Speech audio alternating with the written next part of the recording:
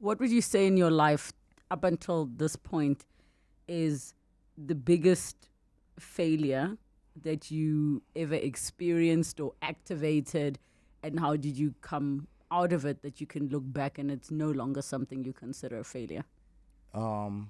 Right. Well, I guess that's the important part, right? That I don't consider it a failure anymore. But I think my longest lasting quote unquote failure is not being able to get a record deal. Like I still can't believe that, but you also, though, turned Kirk Franklin down. I'm just saying. 702. The upside of failure. Sometimes failure is the foundation of greatest success stories. On this very special edition of The Upside of Failure, somebody who is exceptionally talented and gifted, PJ Morton, 4-time Grammy Award-winning artist, producer, composer, writer, pianist, singer. What don't you do? I don't really dance too much. Though you I got a two-step. I got a little two-step. That's about it. Yeah. But I do see you, though, when you play. You've got the dance that keyboardists have. Yeah, I do have that. I got the bounce. I got the piano bounce for sure. Yeah. And then you also have the gospel face. All right. I thought that was the funk face. That's the gospel face. All right. Okay. All right. It's not the same as like if you're playing the keys. The bassist has a whole different one. Him.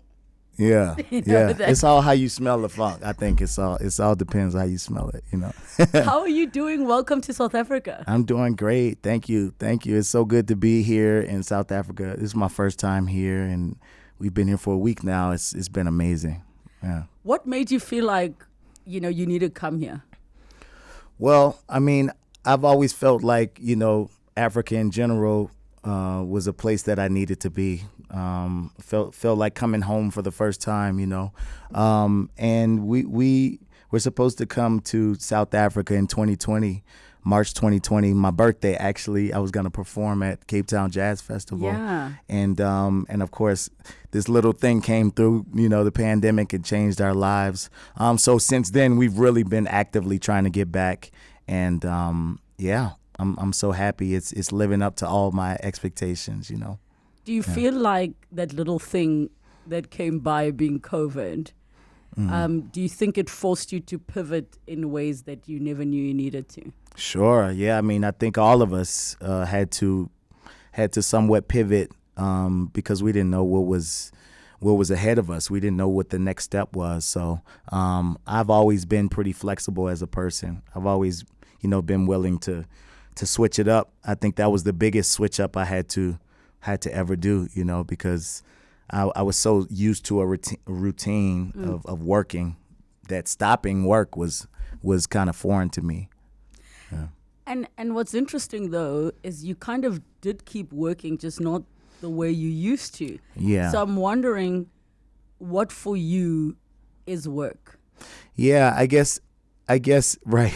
When I say I wasn't working, I released 2 albums in 2020. I mean, you were working in 2020, but it wasn't my normal pace. Of course, I wasn't on the road, which is a big part of my work. I'm usually gone traveling 6 months a year. So that was probably the biggest change, is that I was just in one place. Even those albums I had to do in one place. I mean, we did Zoom sessions for the Gospel According to album. And actually, the piano album I had recorded, it just looked like I had 2 albums because I had recorded it in January, right before the pandemic. So we released it right when the pandemic was happening. So that just kind of worked out. Yeah. But yeah, for me, it was very much a slowdown. And work for me is all the things that I do. I wear a bunch of different hats, like you mentioned, producer. And with the traveling, I still juggle Maroon 5 and juggle my solo career. And so that keeps me pretty busy. So I wasn't doing either of those things at that point. So it looked like work to most, but for me, it was very much a slowdown. Yeah. Why do I get the feeling that you're the type of person who wouldn't have slowed down until you were forced to? Yeah, I think you're right. I didn't even know that I was moving as fast as I was until I was forced to stop. It was almost like somebody hit me in my chest. I could physically feel like, hey, you need to slow down. Like, you didn't know you were moving as fast as you were. I think, when we have goals in mind And when when we're just working towards that, a lot of times we don't give ourselves time to see, how much we're overworking or how much we're doing, because we're just trying to get to that goal and we're focused on that. But that allowed me to reevaluate, and kind of reset in many ways that I think I needed to. So the toddler PJ, the younger version, 5, 6, 7 years old, what did you remember at that time failure to be? What was your understanding of what failure is? Failure at that time probably was just disappointing my parents and disappointing my father, maybe, Do I remember failing? I don't know. I maybe at that time I was 7 or 8 when I had a solo in the choir, and my dad had to he had to help teach me the song, with the choir director. Usually the choir director only teaches, but my dad wanted to give some extra help so I didn't fail. Because you represent him. Because I represent him, and he didn't want me to. If I was gonna do this, I was gonna do it. I was gonna do it right. And I remember crying and stuff in that rehearsal. I don't know if that was quite a failure, but I felt like I was failing to get to that point. I remember when I actually did the solo, it went well. But in that moment of like rehearsing and figuring it out, there was moments that felt like failure maybe. What do you think your father was instilling in you in that moment? Because even if you were hitting the notes perfectly, I can still understand, your parent being a bishop, being a man of God, having so many people that look up to him being like, I know you've got it perfect, but I want now it to be in your muscle memory. I want you to never do anything less than. Did that whole exercise, as painful as it might have been at the time, teach you something that you've carried with you? Yeah, I think same thing I instill in my kids. I don't force them to do anything, but when they decide they want to do something, I'm like, okay, if you're gonna do this, you're gonna do it like 100%, because we don't do things halfway. And I think that came from him, not because he was a bishop or a man of God. I think there was his pride as a man and his son. We can make it deep, yeah, but it wasn't deep. It's like, you're not gonna embarrass me. I'm a singer. And if you're gonna sing, it had nothing to do with the bishop. He wasn't even a bishop at that time. But yeah, he our family, especially his side of the family, were all singers, and they were hard on each other. Brothers and sisters. He was one of 9 brothers and sisters, and they're all amazing singers. And so that was just a standard in our family. So when they decided that I was gonna do this solo, he was just like, okay, if you're gonna do this, you gotta do it right. So yeah. Do you remember what the song was? I do. It was called "Humble Yourself." Ooh. Yeah. It's called "Humble Yourself." I don't remember who sang this song or anything, but I remember. And he gave me some ad libs at the end. It was, if you need a doctor, humble yourself. If you need a lawyer. He had to feed me ad libs because I didn't know at that time how to, create my own ad libs and stuff. Yeah. So when that whole concept of possibly disappointing your parents, where did academics fit in that picture, with music being, such an important part of what your home life was about?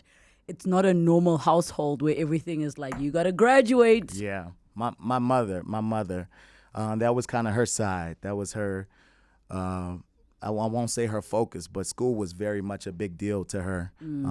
Academics and doing well in school and talking to us about college. The college I went to, my uncle went to, her brother, and she would tell me all about that and all about what he went through, and just tried to paint a beautiful picture of higher education. And my mom didn't play about school. So as much as I was able to be creative and all of that stuff, I also had to, try to be as model student as I could be. And I did pretty good in school. I never loved school. I think because of the creative I was I'd rather be doing something else. But school kind of came naturally to me, fortunately. So, even when I didn't try super hard at school, I would do just good enough, which is, I don't want to pass that message on to the kids, what I'm saying? Just try as much as you can. But I did. Just say you did the bare minimum and you got by. Not quite the bare minimum, you know what I'm saying? I was a decent student, but I just didn't love school. It was just very tough for me to get through those days. It was very tough. I had dreams already, pretty early on in school, and I'm like, man, what am I doing? What am I doing here? I got to get to it, So what did you then take out of the school experience? Because I know I have a friend, he's a songwriter, producer, also plays the keys, exceptionally talented, and he started writing songs when he was around 5. And one of the things, the teachers would say, he's always so distracted, he doesn't concentrate. They don't realize this musical genius was honing his skills of writing songs at the time. Right. Yeah. But it also doesn't take away from the experience of being in that disciplined environment. So what did you take out of that academic part of your life? For me, it was the balance. It's like, this is the world we live in. I think one thing I pride myself on is being able to exist in a lot of different circles or a lot of different scenarios, because it's not going to always be your way. It's not going to always be creative. That's what I felt like college taught me, like time management. It's like, you can do whatever you want, but if you're going to succeed at this, you got to figure out when you're going to do this work. And I think for school, I just realized, okay, I got to get through this. So I got to do what I got to do to get through this. This is not going anywhere. So I think it just taught me discipline, really, and understanding that the world works differently in different places, and you got to be able to adjust to those things. So that's why I say ultimately I got through school and got through college, even without loving them, because I knew that they were necessary. Yeah. And I think it's a hard part of life, is understanding that there are certain things you have to take with you, whether you like it or not. Because I say to everybody who's a creative, if you don't want to lose money, you have to know how to count it. So you can't run away from learning maths. That's right.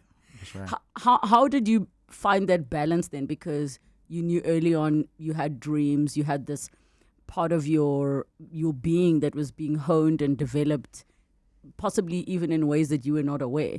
How did you then start to find that balance? Because there's so many young people who are like, but I know this is not what I want to be doing. Yeah.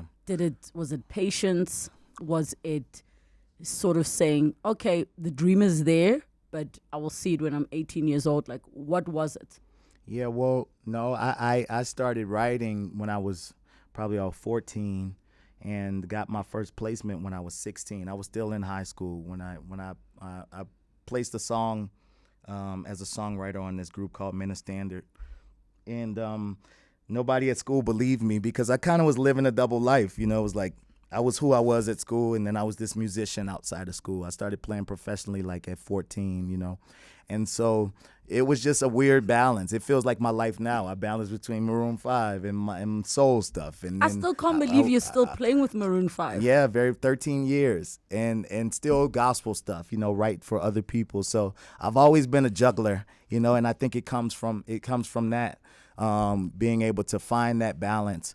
So I would be in school, and then we'd be at church, and I'm playing with the best musicians in the world and hearing the best music in the world, and then I'm going back to. So I understood that there would just exist, two different things existed.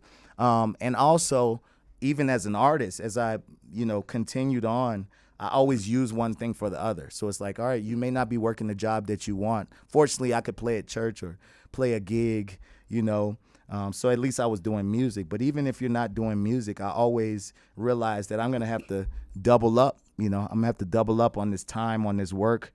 If I want the dream I want, I got to maybe use this job to fund what I'm trying to do, and maybe sacrifice some things, in order to get what I want. So I understood that balance pretty early on. When it reached a point where you started as a songwriter, and you played by ear. You don't read, but you really sound like the maths is mathsing in your brain as you are, hitting those chords. I'm wondering, in that part of your journey, you've spoken before about you were really, really shy. to be performing, but that's actually the thing that you now love the most. Yeah. How did you overcome whatever was holding you back from being comfortable in front of a crowd, big or small? Yeah, my dad, he forced me a little bit. I think he forced me because he knew I wanted it. I guess it's a difference to force a kid if they're not expressing that they want this. But me, he saw that I was just so shy. But I would write the songs and sing the songs at home. I would record them even and let him hear them. And he's like, man, that's nice. You sure you don't want to? I'm like, no, I just want, I'm just was showing you this. And he's like, I know you want to sing. So he asked me, I'll never forget, he asked me, because it was a big gap. Once I started playing keys, it was a big gap where I didn't sing. I just was playing. I didn't want to sing. I was comfortable behind the keys. And I was 14 or 15, and he was like, I want you to sing a song for my anniversary, if you don't mind. And I'm like, I didn't want to let him down. So I'm like, man, you know how I used to shake. I used to shake really bad. My leg would shake. And if I tried to stop my leg, then my hand would shake. It was embarrassing. So the pedal was in and out. Yeah. And then my voice would shake if I tried to hold my hand. It was bad. It was really bad. And I was doing this in front of thousands of people, So I tell people that the only way, to get to that place where you're comfortable is like through it. It's like there's no other remedy but to keep doing it. That's how you get comfortable. And I'll never forget when I was in college, probably 4 years after that, my dad came to my first show for my band, Freestyle Nation, and he thought he was seeing a different person. By that time I had left home and kind of figured out who I was for myself. I was starting to figure out who I was. And he couldn't believe that I wasn't shy and like I was talking to the audience and I was, being an artist. But it was because he kind of pushed me, because once I started doing it, I'm like, I do like this. It just makes me so nervous, but not nervous enough where I don't want to keep doing it, And so I just pushed through that feeling to get to get to some comfort. And I still get nervous from time to time right before I get on stage or something. My dad says that's healthy, so it's not just you. Yeah. So I don't mind that. But as soon as I start, we're on. This is what I do now. But there was a time where that wasn't the case at all. There's this song, Biggest Mistake I Ever Made. And in part of the lyrics, you're speaking or singing rather about hurting somebody, but you nearly lost them. How real was that in your life? Because we know any type of heartache brings out the most beautiful music. Yeah. Everybody gets excited when Adele's going through a break. They're like, Adele's going through a breakup. Yes, the music. Yeah. Bring the music out. I'm no Mary J. Yeah. But I mean, a lot of my songs are always true to what I'm going through, but also pulling from other situations. It's never specifically just me. I like to bring in what I've seen and heard through the years, because most times that makes the song more relatable, But I have been through that, I've been through that. I've been through hurting someone and almost losing someone. Please Don't Walk Away is on that album as well. Yes. That is I wasn't going through that when I was writing those songs. I usually can't write while I'm going through something. It's usually after it's done, and I know what the solution is. So is it because you don't want to be on the keyboard with your tears dripping between the I just have cracks to of process. the notes? Yeah, not exactly. Yeah, I just have to process first. I don't know what I'm writing about because I'm still going through it, So that was something that I had gone through. Thankfully, she didn't walk away, and I didn't make the biggest mistake, But yeah, those were things that I was feeling, before I wrote those songs. Those are things that I went through for sure. How do you give yourself that permission to be so vulnerable, being such a private person? You're a parent, you're a husband, you have parents that are well known. Yeah. How do you give yourself permission to be so vulnerable in your music when you're also trying to balance not being so publicly vulnerable? Because I feel like you're quite an authentic creative, that you will never write things that are not really resonating with you. Yeah, no, I can't do that. I mean, that's the only reason started. You know, that's the only reason I got into it, was to express myself, you know, or to get what I'm feeling, you know, over to someone else, or to be the voice for somebody else who's gone through this. So that would kind of defeat the whole purpose for me, to not write in that way, in a vulnerable way.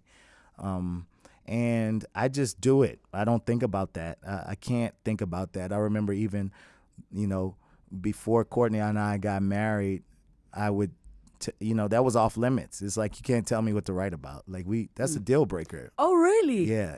Wow. Yeah. You can't tell me what to write about. This is my craft. This is my art. This is how we got here. This is how I'm here. So that has always been off limits. And you know, I have natural boundaries built in to myself, you know. So there's some things I won't ever talk about, probably. But the things I feel comfortable talking about, I try to talk about them as honestly as I can, you know. I think that's only fair to the listener. How has your music helped your marriage? Helped my marriage?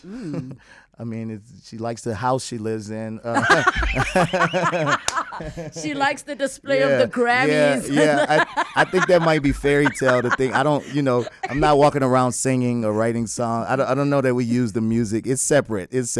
Thankfully, that's probably why I'm still with my wife. I don't want someone who's there that has anything to do with my career. You know, we're friends first, and but you know what we would imagine, though? That's what I'm saying. I think that's the fairy tale. We would imagine that, and I think I even had this conversation with Kenny Lattimore, like, you got divorced, you like the man when it comes to love, you can write your way out of anything. So I would imagine, and obviously not being in that situation, that like, this man, even when the love song don't work, he gonna bring God into it. And then, you know. No, don't work. It don't. That don't work. That don't work. No. So I can't say that my music has directly helped our marriage. You know, I mean, she supports me 100% in the music, but yeah, we don't. That doesn't really make its way into our relationship, really. Does your gift help your marriage? And when I say gift, I don't necessarily mean musical, because I think your gift is beyond musical. It's something else. It is on spiritual levels. Does that help, just in terms of maybe you're a bit more intuitive, maybe you're a bit more sensitive? Yeah, I think so. I think as a person, but I don't think that has anything to do with, I think that was just me. I think that's why we were drawn to each other. You know, I think she has the same gift. So I think, and she's not in music or I mean, she's a hairstylist. She tone deaf. Huh? She's not quite tone deaf, yeah. But she doesn't do there's no music. There's no music. And, but I think she's very sensitive and, you know, able to feel what I'm feeling and be supportive when I need her to be supportive. And I do think as a songwriter, it makes me more sensitive and more kind of aware and open to things that are going on, because I'm always looking and watching and listening. So I think that makes me a better partner, probably in general. But I think that is the person that I am. I don't know that it is necessarily tied to, you know what I'm saying, the gift per se, you know, because then I don't know that, you know, unless she has that same gift, I guess, you know. I guess it's not tied to the music, but like you say, maybe the gift is beyond that, you know. I'm thinking about, you know, you being a parent and how you're able to find that balance of, you were the kid of that dad that everybody knew, and you felt the not so great side of it. Sure. What are you doing differently with your kids that maybe your parents couldn't do with you? Yeah, I think it's a progression, because my father was also a preacher's kid, and he grew up in a very strict household where they couldn't, go to the movies. I remember he couldn't play sports, you know. It was very strict. And I think my dad loosened up once he got to us, because we didn't have any of that. And a lot of the pressure that came from my father being who he was never from him. You know, it was from outside people. We didn't have that in the home. You know, it wasn't like I'm Big Bishop in the house. No, it's just he was just dad in the house. So all that pressure usually came from other places. And for my kids, I think I'm probably even more. Even looser, you know, because of some of the things I grew up with. And so I just allowed them probably a little more freedom to make their own decisions and kind of figure out which way they want to go with certain things. I mean, when I was growing up, we were in church probably 4 times a week. You know what I'm saying? It's not the same with my kids. So it's a very different childhood probably.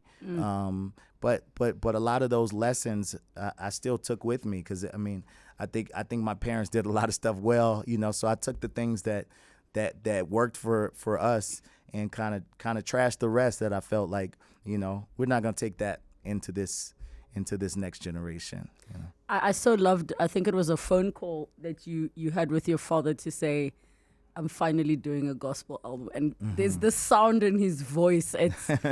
It's like he was so elated, but he wanted to hold back how elated he was because, of course, he's still so proud of you having done secular music and music about love. But it really got me thinking about the strategy that you took to say, look, if I start out gospel, I'm going to be boxed and it's going to be very difficult to do anything else. Are you finding that more artists are following in your footsteps in being able to say you can be the big gospel artist, but you can also be the R&B or the hip hop or the anything and be recognized and applauded in both spaces? Do I think people are taking that route more today? Yeah. I'm not sure. I don't, because how people start, I didn't necessarily have that plan. I just knew that I didn't want to be gospel. I didn't know that I was going to then come back 20 years, 15 years later and do a gospel album. I can't say that I'm that wise, I just was going with my gut, and maybe artists are doing that more, following their instincts as opposed to following what they're supposed to follow. I don't know that artists are choosing to do more, secular versus gospel. Because I don't know that you can plan that out. I don't know if I would have done it as a plan that it would have worked, like I said. Because how many albums, I don't know, how many R&B albums before the gospel album, or how many, that wasn't a strategy for me. The only strategy was, okay, I can't be gospel because this is too limiting to me. Like I don't just want to talk about God. That's just not. That is just not what appeals to me. There's so much more I want to say. So I knew at that moment I'm not going to be gospel. And then I continued on that path until I heard differently, to be honest. So if I can encourage anybody to do anything, it's not to have a strategy to be whatever you're going to be. Just be who you are in that moment, and then let that lead you to the next step. I'm a strategic person. I admit it. I write plans all day long. I write timelines all day long. But what I don't strategize about is who I am, like the instinct of who I am. So I wasn't like, okay, if I do this, then this is going to equal this. No, it was just like, I know I can't do that right now, because if I do that, they're going to look at me like this, and I can't have that. So let me do this, and it was as simple as that for me. So even if somebody's following me, don't follow it as a strategy, follow it as, I want you to be yourself, whomever that is. If that's a gospel artist, then be a gospel artist, and if it's not, then be what you want to be.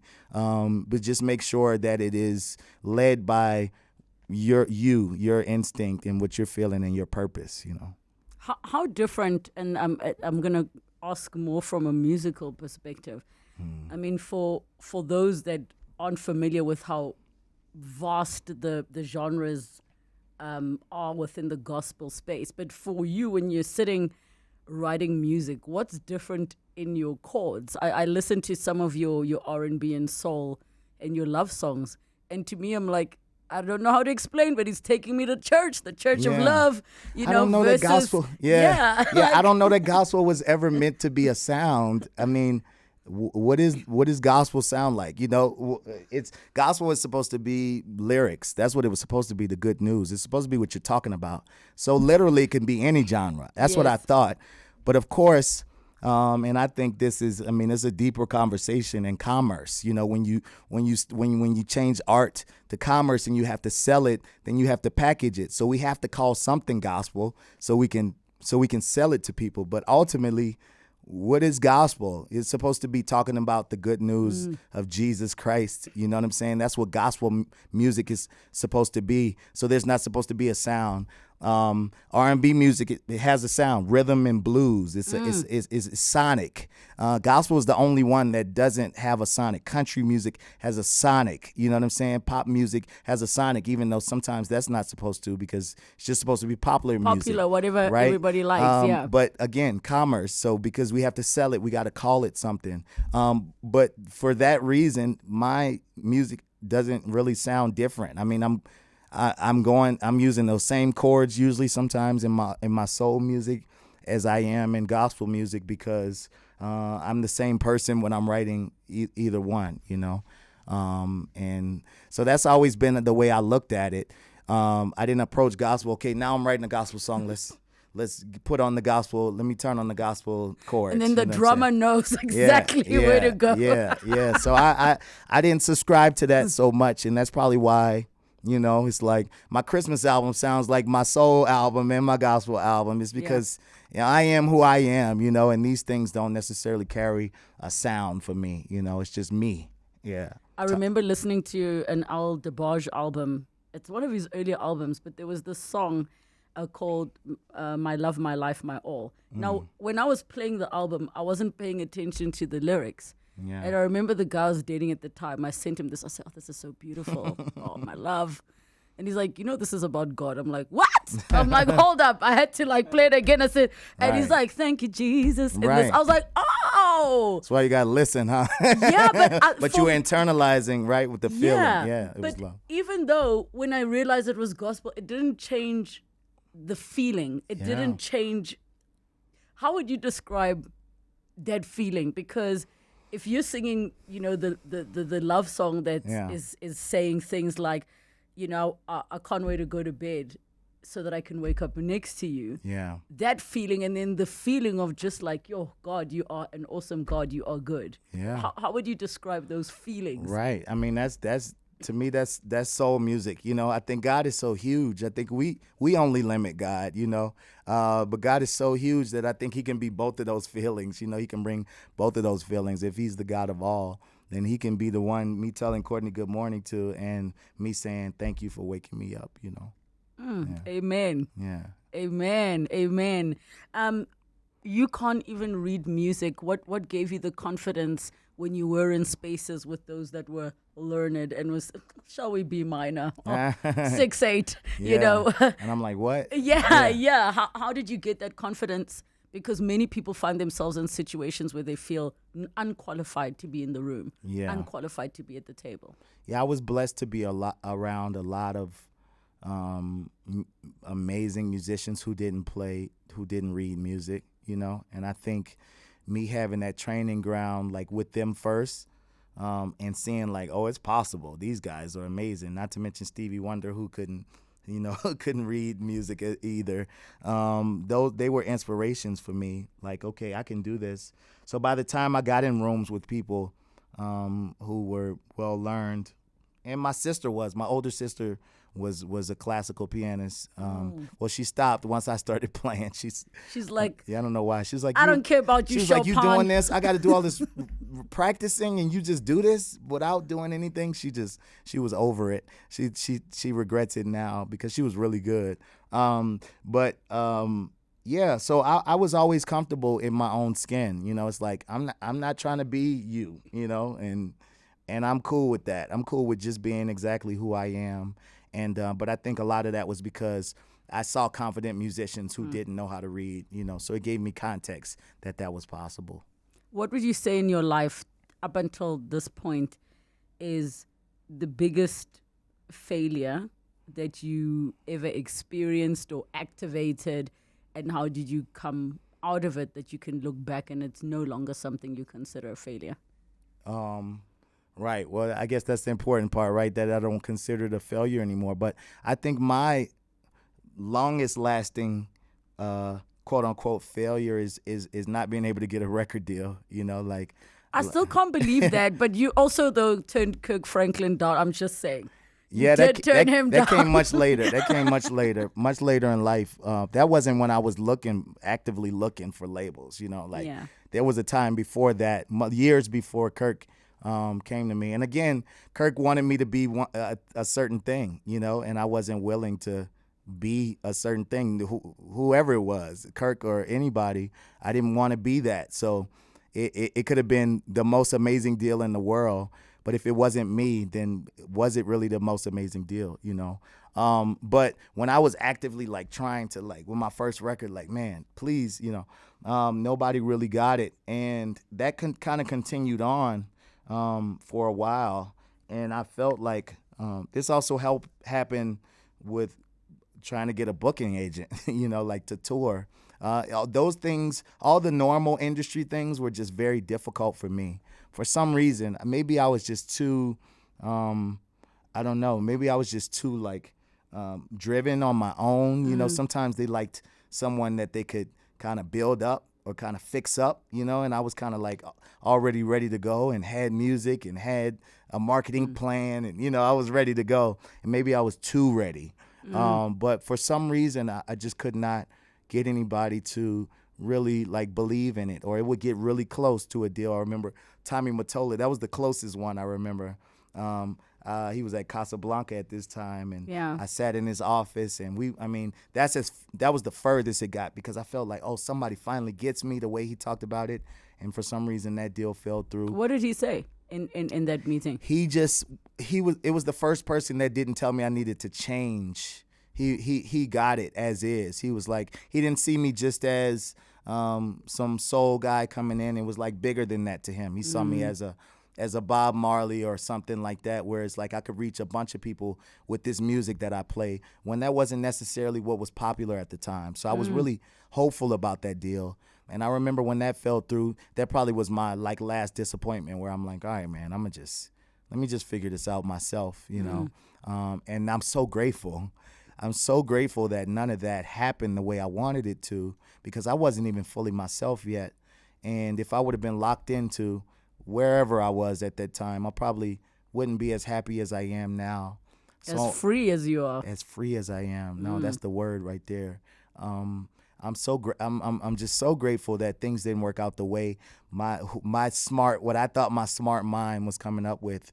That failure or that rejection allowed me to say, okay, well, let me figure out how to tour myself. Let me figure out how to press these CDs myself. Let me see how to, and once I started to go on that journey, it was one thing after another that kind of built what you know today, and allowed me to learn every part of this business, because I had to. I had to do so many different jobs. I drove the van. I was the merch person. I do my own flyers. I do all of these different things because I was forced to. But I'm so grateful for it now. I feel like you and JoJo needed each other when you had each other, and that's how I got connected to your music. Is stumbling upon Say So, and I was so teary just listening to those lyrics, because everybody's found themselves in a situation, and it doesn't even have to be in a romantic sense, but even with your parents, of just that affirmation of if you love me, actually tell me. I kind of need to hear it every day, hear it all the time. And I just needed to share that with you, that song still touches me today. Thank you. Where she is vocally, she's in such a beautiful place. So she killed it. Yeah. You guys deserved all the awards for that song. I love it. I'm obsessed with it. Even your rendition of How Deep Is Your Love. Yeah. It's those classics that it can be hit and miss doing a version of it. Yeah. So yeah. But you nailed it. You absolutely nailed it. So just much love and respect to your craft. Thank you so much. Yeah. In closing, what would you like to share with our listeners on the things you've learned about failure? Yeah, I think ultimately, we're all unique in our own ways, even just a little different from someone else. And I think the thing that makes you different is where your treasure is. If you just focus on those unique things about you and not look at them as a downfall, but as a positive, I think that it can get you very far. And everybody else is taken. It's like, you're created the way you are, exactly the way you are for a reason. And don't change that for anybody, because that's exactly the way you were created. And follow that, believe in that, and I think that'll take you, where you want to be. Ladies and gentlemen, PJ Morton on 702 Afternoons for The Upside of Failure. Thank you for your time. Thank you for your gift. And, thank you for doing things your way. Like, we would not be blessed with the sounds that are coming out of you, the lyrics that come out of you, if it weren't for that. And I just wish you all the best on your journey going forward. Thank you so much. I appreciate you having me. 702. The upside of failure. Sometimes failure is the foundation of greatest success stories.